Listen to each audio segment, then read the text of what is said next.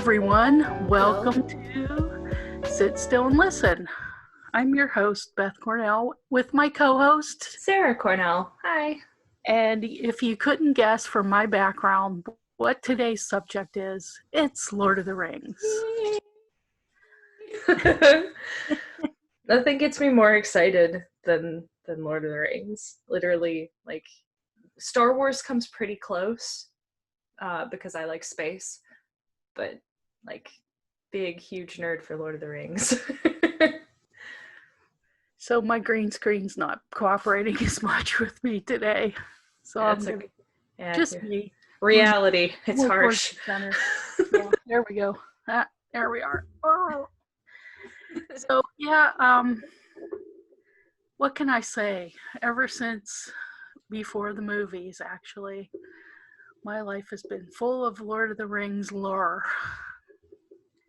Because my husband is a super fan. I was introduced to it when I was 10, when the first movie was released, which makes me feel really old. And that movie is really old, but it's still so good. And I remember going to the theater and seeing it with my dad. And I remember, like, a week after that, he came home with, like, the big, huge, thick book where it had all three of them in it. I think that you actually still have it in your house, I think. We do. Do. And I read it in 2 months. It was done. I read the whole thing. And we waited a year for it to come out on DVD, and then another, like, 2 years for the Two Towers to come out. Yeah. But yeah. And then an eternity for The Hobbit to come out. Hey.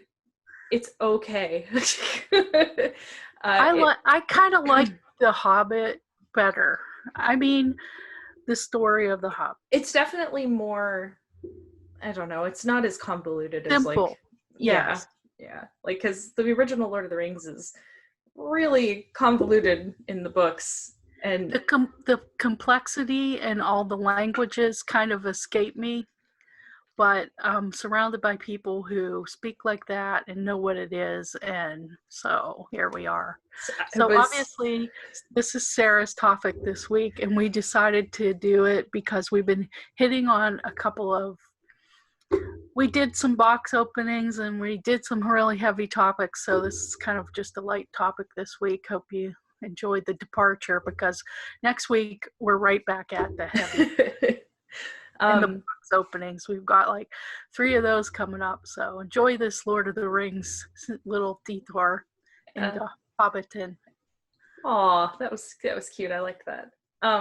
So you were talking about, like, the languages and stuff. Yeah.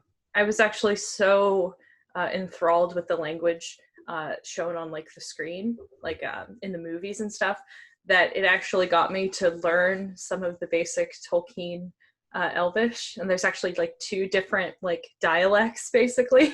And I think I learned both of them at one point, but my brain only remembered the other one. It starts with a Q, if I seem to remember correctly. Yeah. Super nerd. But yeah, I remember someone asked me what my favorite Lord of the Rings movie was, like, out of the first 3 films.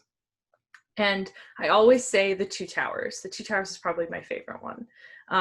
As much as I love The Fellowship is iconic. It's the whole thing that starts it off. I hate the way it ends, and I always have. I was so psyched sitting in the theater right at the end where they're like, let's go hunt some orc. And you're like, oh, it's going off, let's go. And then it ends. I was like, no, you're kidding. No. I wanted to see them, like, chase, go hunt some orc and chase him down, and, like, epic fight scenes and stuff, with Legolas being, like, a badass with his awesome bow and arrow, and Gimli with his axe, and the fact that he can't run. The second one was okay. The third one, though, my God, did they really need to make it that long and that much bloody axe wielding? Guts everywhere. Yeah. I mean, Yeah. And then the whole torment between Samwise Gamgee and Frodo. It was a The real whole thing. torment. It was a real thing. They went through it in the books too. Um, But the it thing, didn't take as long in the books. yeah, but this is a movie and you got to flesh it out a little bit. I mean, they did it with The Hobbit too. They did it with The Hobbit too, with what's her name, who definitely doesn't exist in that book as a female. It's a guy. They took their liberties with the Hobbit. Toriel or whatever her name is. Yeah. That's she's a man in the book, and she's not in the book at all. Well, I think it took them a long time to get the screenplay down for the Hobbit. Which is weird because like the Hobbit is shorter and simpler. Yeah, and like there was. Yeah, but I think they were trying to like have it be parallel to, or you know, a prequel to the Lord of the Rings, which was so epic. Yeah, but like Hobbit really isn't epic. No, it's just kind of like epic. A dinky kind of thing. It's a story. And like I don't think that the addition of like that weird love triangle in there was necessary, honestly. Like I don't that just made me go, what? I think they did that. I think they did that to please like the poor wives and girlfriends who like got dragged into going to see that movie. Totally agree with you on that one. I honestly think that's the case. And that was the case for Aragorn and what's her name in Lord of the Rings, because again, their relationship whatever her character's name was, it'll Arwen. Their relationship is established in the books, and there is something at the very end of Return of the King that basically describes Aragorn going from this king and dying of just mortality because he's old, and because Arwen's an elf, she goes and lives on for the rest of her life with I think their son, and I think they have a daughter as well, but I can't remember. It plays out just like oh my god, my brain, just like her father's premonition in the original book and film, where he's like, you know, you're just gonna wander the forest forever being really sad and mourning because, you know, the love of your life is dead. And he's absolutely right, that's exactly what she did. But that's her involvement in the book. There is none of, you know, she does save Frodo in the book, but the river that comes down the mountains with the horses in the movie, she does that. She tells the river, hey, come here. That's not the case. In the books, it's actually Gandalf and her father, which for some reason I can't remember her name. He's the one who summons the river, and Gandalf's the one who's like, hey, I think some horses in that would look really cool. So they add horses to make it look like horses running by. So it's kind of like it's its own mythology, really, but it borrows a lot from, you know, the archetypes and things that we already have. So I think a lot of people are just like, oh, I don't like Lord of the Rings or whatever, but if they really sat and watched it or read the books, they would see common themes in it. Common RPG elements. Those two, yes. Very, very common RPG elements. It's kind of hard to make something brand new nowadays. Yeah, it is, because everything's been done already. But like the fact that people think it's original, you know, like something that they've never seen before personally. Well, the languages definitely add to the fact that makes it really unique and sets it apart.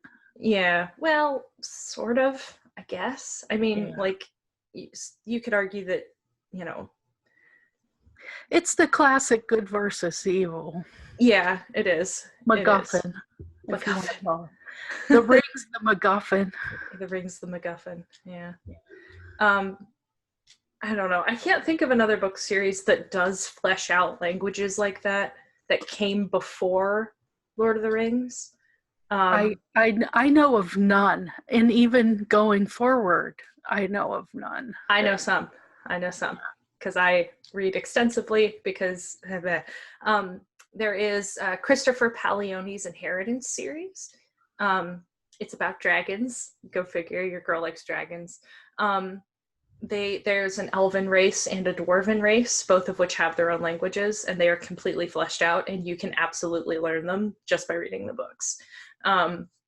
There's also I hate to bring this in here, but Game of Thrones is another one that has several different languages, different countries that you can learn. There's the Dothraki language. There's obviously like the common trader tongue. There's the Bravasi language in there, which Okay, since I'm not a Game of Thrones watcher, do they speak those languages and have subtitles on the yes, okay. yes, yep, they do. In fact, the first season of Game of Thrones, between Daenerys Targaryen and Khal Drogo, he actually has to teach her Dothraki so they could talk to each other. So that kind of sets up like, oh, we're going to have some languages here. Yeah. So you might want to get a pen out, right? Yeah, and he barely speaks any common, like at all. Like he doesn't speak common at all. He only knows like 3 words, and it's yes, no, and then like a non-committal grunt. Like, but yeah, there's a couple of series that has it, but like I said, I can't think of a book series that happened before Lord of the Rings that had such like a broad. Yeah. One of the things that I liked while I was watching those movies 3 or 4 times now is the story of Samwise and Frodo and how the ring corrupts Frodo to a certain extent, but Samwise it tries, but Samwise has like a really strong heart, and he's pure. He's pure. Like if you you're ever lucky enough to have a friend like Samwise, you have a good friend. Don't you let him go. Don't you do it. That's right. He's the goodest boy. You can even eat all his bread and he'll still stick with you. In the books, in Return of the King, in the books, Sam does get a hold of the ring, and it tries to corrupt him. But all Sam really cares about is gardening. That's all. That's it. So like he has the ring and he's holding it, and it's like, you're going to be the best farmer there ever was. All of your crops are going to grow, and you're going to have fields of wheat and beautiful flower beds, and like that's it. And he was like, that sounds amazing. Screw that though. I can already do that. So he ends up telling the ring to get stuffed. Yeah. What is your opinion on did you see the final Hobbit movie? Yeah. The last one. Yeah. What was your opinion on it? You know, a lot of people didn't like it or didn't like either of them, and I liked them both way more than the trilogy. I gotta say, I have to come clean here. I've only seen the first 2 Hobbit films. I've only ever seen the first 2. I've never seen the third one, because it was in the theater. I didn't go see it. Nope. Nope. I never went and saw it. I think you and Dad went to go see it at one point. I think I might have went with Ruth Ann and Reg. Oh, okay. I know that somebody went and saw it, and they were like, oh, it's good. But literally everybody who I'm friends with who is into Lord of the Rings like I am, I have a really good friend of mine is well, like, you need to see it, Sarah. I don't think it's going to be good because, like I said, Gray has seen it, I think, and he was like, don't waste your time. He's like, you know what you could be doing? You could be watching the original trilogy or doing literally anything else than going to see that film. The original trilogy is a whole different thing. It's a whole different thing. Yeah, I know it is. The thing is, though, is like, he's like, it's your time is better spent doing that than it is watching this one film in this completely different trilogy. What's his point? And I'm inclined to believe him because he is one of the only human beings that I know of, other than I think Dad, who's read the Silmarillion like I have. So I trust his judgment. All right then. Well, we can't talk about that trilogy then. We I can't mean, talk. like, I can, because dragons. Like, And that's I all. haven't. I'll be honest.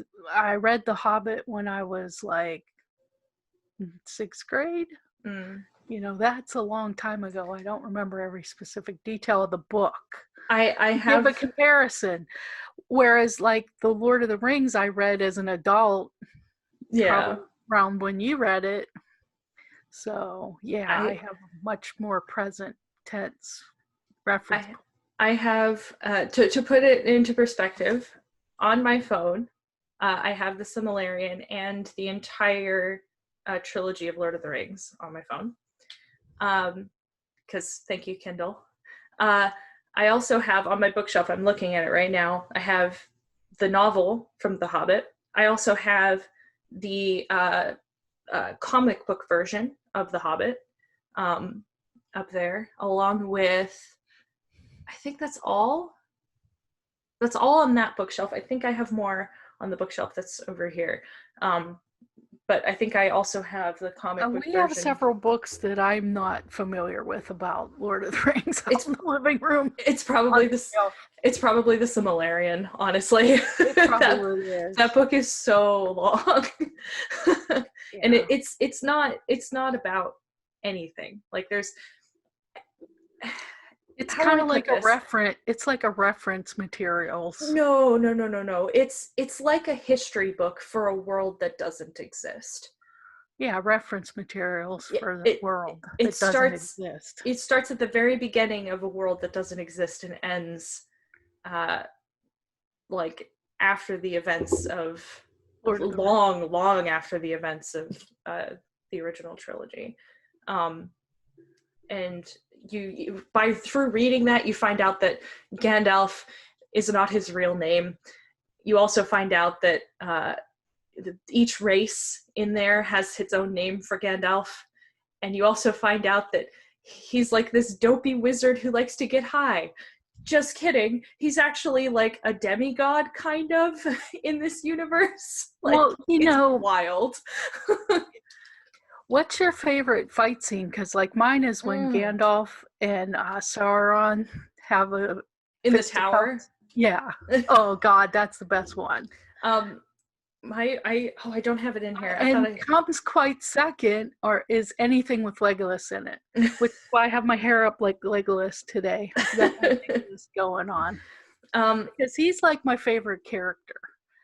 He's my favorite character, but that fight scene with Gandalf and Sauron in the tower was made that whole movie for me. There's two fight scenes that come to mind. My favorite character, well, one of them anyway, is Aragorn, just because Viggo Mortensen went so hard. Serious. He's like too serious. I like him though, and the actor who plays serious like this all the time. Viggo Mortensen, the actor who plays Aragorn in the original trilogy, went so hard. He did not have to go that hard, but he literally they would have to travel to these locations every time, and he would bring like a backpack with like a tent and provisions and stuff, and he would just like camp there. And when everybody was like going home for the night, he'd be like, all right, guys, see you later. And like, he would just like camp out and like fish at the river and like catch fish to feed himself. Like, and all in like full costume, full garb. He probably smelled as bad as he looked in that movie. And like, he didn't have to go that hard, but he did. And I'm so glad that he did, because he really, really embodied that character super well. And one of the fight scenes that's one of my favorites is he's going to save Boromir in the very beginning of the film. Basically, spoilers, I guess, for a movie that's like 20 years old. When Boromir dies, when he's going to save him, there's a moment where one of the Uruk-hai throws a knife at him, and he has the sword. He goes to hit it out of the air. Yeah. It was supposed to be kind of edited in post, and they were like, just throw it at him, who cares? Well, the guy threw it at him a little too directly, and basically if he wouldn't have done that, it would have hit him and it would have caused actual damage, and it actually would have stabbed him. And you can actually see it in his face in that scene, if you go frame by frame, you can actually see the actual legitimate, like, oh my dear God, fear in his eyes. So there's that one. That's probably one of my favorite fights, because Boromir's protecting Merry and Pippin, and he's like blowing on the horn, and there's all these orcs crawling down into the mountains, and it's like, ooh. And then the other one is from, I think, is it from the Two Towers? No, it's from Return of the King, where Eowyn, the she's not really a princess. She disguises herself as a man and rides out with Pippin, and ends up in the battlefield outside of Minas Tirith. And here comes the Witch King, and he's like, "No man can kill me." And she rips off her helmet, and her hair streams out behind her. "I am no man," and she just hacks him down. I'm like, yeah, that's a good one too. Yeah, I like that one a lot too. I have the wizards though, they're like my favorite. I love those wizards. It's so crazy to think about, like, just how actually old those two actual actors are. Yeah, and the fact that they were like, let's just have a fight scene. And well, I'm sure they had stunt doubles and a lot of CGI going on. But yeah, when he throws him, old man fight. it reminds me of that part in Star Wars where, Darth Vader throws what's his Palpatine over the edge of the thing. thing. Yeah, Palpatine. Yeah. There you go. I had you there. What is your favorite from the original trilogy? What movie is your favorite? Of the three? Well, the third one is my least favorite. I would have to say, and the second one's just okay. And I'd have to say the first one. Yeah. I really like the second one. It's got some of the best music in it.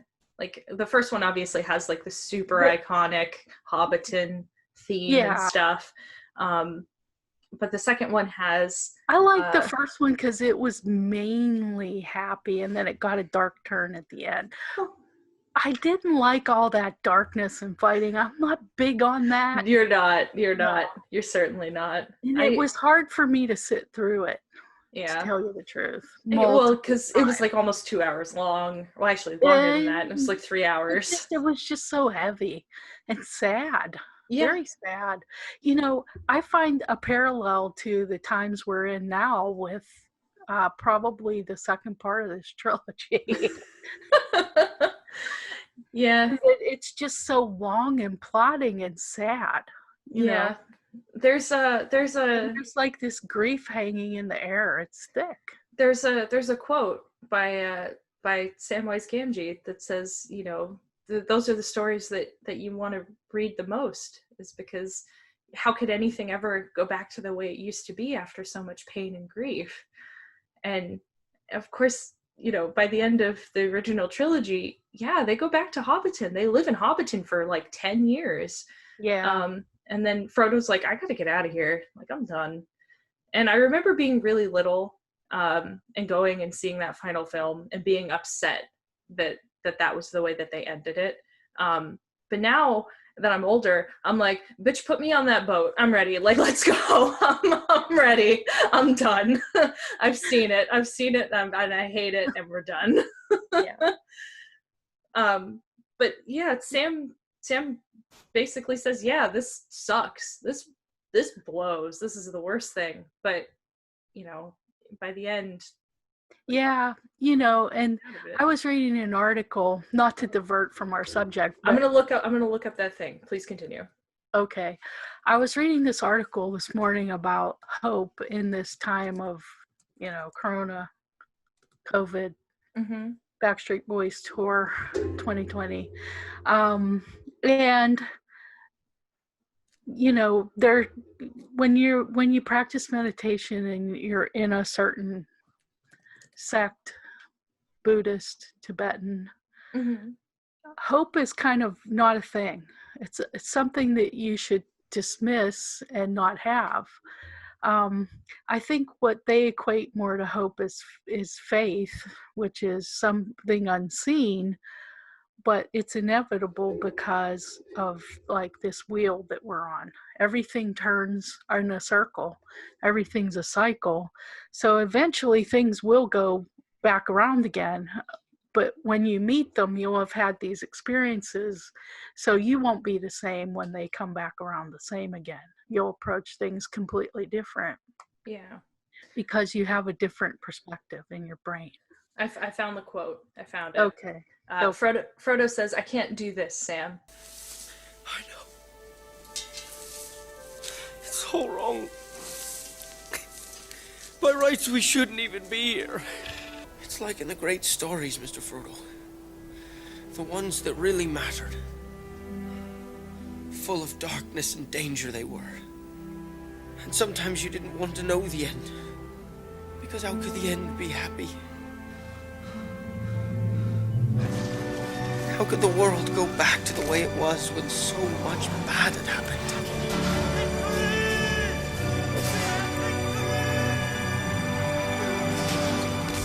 But in the end, it's only a passing thing.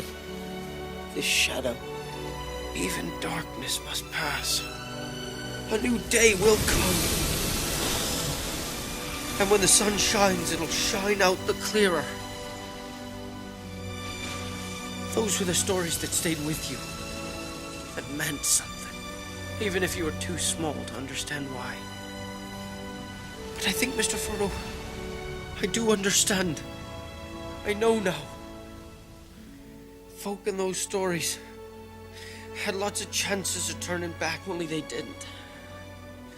They kept going. Because they were holding on to something. What are we holding on to, Sam? That there's some good in this world, Mr. Frodo. And it's worth fighting for. Sam definitely addresses the fact that this blows. This sucks. Yeah. But I think that line right there, full of darkness and danger. Sometimes you didn't want to know the end, because how could the end be happy? That's the gut punch. It's like, this sucks. How could the world go back to normal after more Americans have died now than in World War One? You know, and the day by day tallies get higher. Mm-hmm. More grim because younger people are dying. It's sad when older folks die, but it's really devastating when younger folks die. Because we have our whole life ahead of us, or whole whatever. Families die. Yeah. Which is what we're seeing. It spread through families and things. Yeah, people who live communally, which here in Arizona, that's the case. So this episode about Lord of the Rings really isn't about Lord of the Rings. It's a cover.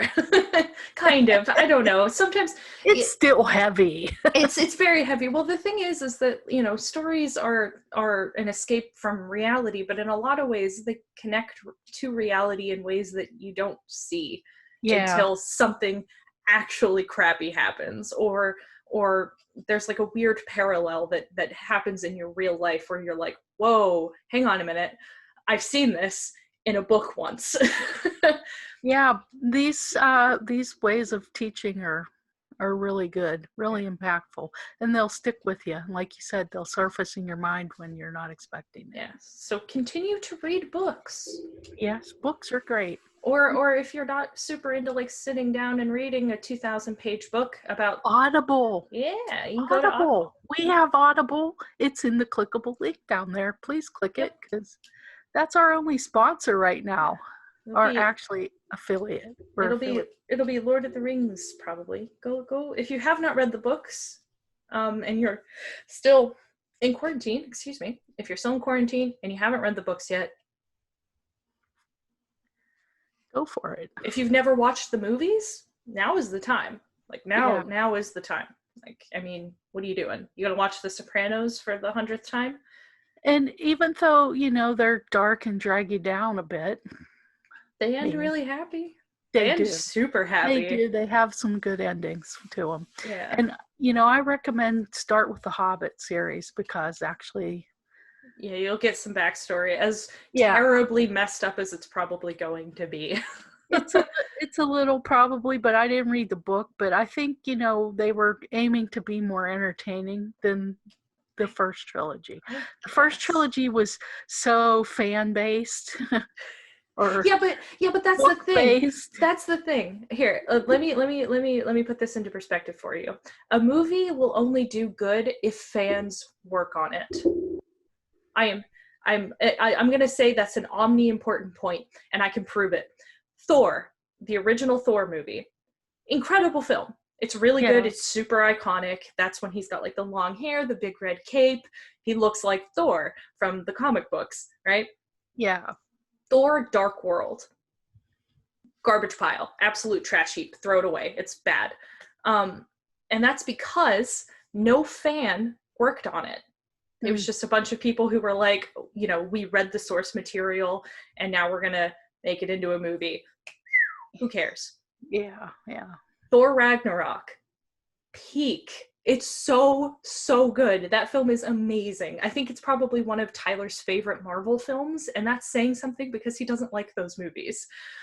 Okay? Yeah, I like Ragnarok a lot. It's really good. Guess what? They had an entire cast of people. They had a really good director, too. They had a fantastic director who is a fan. Is a fan of Marvel, okay? They also got he's a friend from work. That's a line that was written by a kid in a hospital through the Make-A-Wish Foundation because he said he wanted to write a joke for Thor. Yeah. I'm not even kidding. That's what it is. And they also had like a bunch of people who worked on the film who were fans, who were just like, we're here to make sure that like this is going to be funny. I'm all in for Love and Thunder. I can't wait for that. I know. I'm so excited. I cannot believe that they got her to come back. We should do a Marvel episode one day and just talk about Marvel. Maybe that'll be after all the unboxings. Okay. Weeks. We'll talk about Marvel stuff. Yeah. Another thing I wanted to mention, Sarah and I are going to open this up to have a little bit of a sponsorship. I think we're going to go that route. And with that, do we have any concluding words to say about Lord of the Rings this week? Read the books, watch the movies. If you're not totally into it by the end of the books, then I won't force you to read the Silmarillion. But if by the end of the books and by the end of the films, you're like, that was awesome, go read the Silmarillion. You'll be bored. What she said. But I'll say what she said. You'll be better knowledged about it. So about that. Yeah. You won't be relaxed though. It's pretty adrenaline inducing in some parts, especially those movies. It's very fun though. It's all very fun. Yeah. So there's a good bit of humor sprinkled in there too. Except for that third movie. Yeah, it's got a really good happy moment at the end because obviously it's the final film. Mom's happiness at the end. Yeah, because that's where it's supposed to be. Okay, so we know we're not at the end yet because we're not totally happy yet. Well, yeah, because we're stuck inside. Yeah, we went back into pretty much self-isolation / we never left it, to be frank. I don't think we did, and the mask wearing was always a thing. And was just we had a little bit of visiting at social distancing visiting, but now we're back to it's like I don't even want to attempt to go over there because we're back in the self-isolation. There's no way because the numbers are really shot through the roof. I have on my handy dandy apocalypse tracker. I hope that by the time that you're seeing this, in probably like a month from now, you'll see this video that we're. Oh my God! Yeah. I hope that things are a lot better. Yeah. So do I. Say that to my future self. It'll be a lot better when this video airs. We're premiering it. It says here on my handy dandy doesn't show.